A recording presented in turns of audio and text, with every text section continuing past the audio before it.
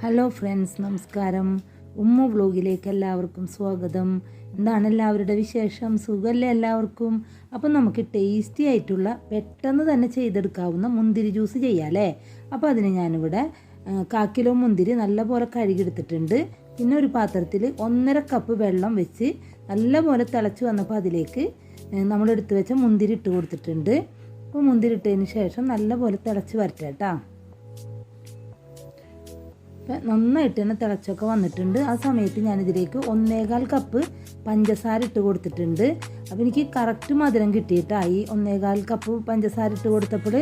പിന്നെ അതിലേക്ക് 2 ഏലക്കായും ഒരു ചെറിയ കഷ്ണം പട്ടയും ഇട്ട് കൊടുത്തിട്ടുണ്ട്. അപ്പം ഞാൻ തീയൊന്ന് കുറച്ചാണ് വെച്ചിട്ടുള്ളത് കേട്ടോ. ഞാൻ അതൊന്ന് നല്ല പോലെ തന്നെ ഒന്ന് തിളച്ച് വരട്ടെ കേട്ടോ.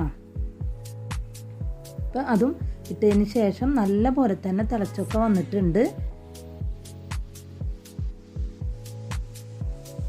ഞാനതൊന്ന് അടുപ്പത്തുനിന്ന് മാറ്റി തണുക്കാൻ വേണ്ടി മാറ്റി വെച്ചിട്ടുണ്ട്.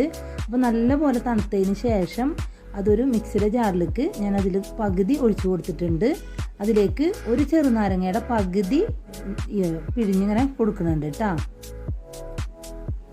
അടിച്ച് നല്ല പോലെ തന്നെ അടിച്ച് അത് അരിച്ചെടുക്കുന്നുണ്ട്. പിന്നെ ഞാൻ കുറച്ച് ഐസ് ഇട്ടതിന് ശേഷം ബാക്കിയുള്ള മുന്തിരിയും ഇട്ട് കൊടുത്തിട്ടുണ്ട്. അതിലേക്ക് ബാക്കി പകുതി ചെറുനാരങ്ങ ഉണ്ടല്ലോ അതും പിഴിഞ്ഞു കൊടുത്തിട്ടുണ്ട്. ഇതും നല്ലപോലെ തന്നെ അടിച്ചൊക്കെ എടുത്തിട്ടുണ്ട്. കണ്ടില്ലേ, തൊണ്ടും കുരുവൊക്കെ മാറി കിട്ടിയിട്ടുണ്ട്.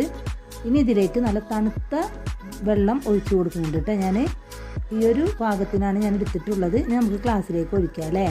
അപ്പം നല്ല ടേസ്റ്റി ആയിട്ടുള്ള മുന്തിരി ജ്യൂസ് ഇവിടെ റെഡി ആയിട്ടുണ്ട്. നിങ്ങളെല്ലാവരും ഇതേപോലെ തന്നെ വീട്ടിൽ ചെയ്ത് നോക്കണം. നോമ്പ് തുറക്കുന്ന സമയത്തിനൊക്കെ ഏറ്റവും ടേസ്റ്റി ആയിട്ടുള്ള ജ്യൂസാണ്. എന്തായാലും ചെയ്ത് നോക്കിയിട്ട് ഇതിൻ്റെ അഭിപ്രായം കമൻറ്റിലൂടെ എന്നെ അറിയിക്കുകയും വേണം. അപ്പോൾ എൻ്റെ ചാനൽ ആദ്യമായിട്ട് കാണുന്നവരാണെങ്കിൽ എന്നെ സബ്സ്ക്രൈബ് ചെയ്യാനും ലൈക്ക് ചെയ്യാനും ഷെയർ ചെയ്യാനും മറക്കരുത്. എന്നെ സപ്പോർട്ട് ചെയ്യണേ. അപ്പോൾ അടുത്തൊരു വീഡിയോ ആയിട്ട് ഞാൻ വരുന്നതാണ്. എൻ്റെ വീഡിയോ കാണുന്ന എല്ലാവർക്കും നന്ദി, നമസ്കാരം.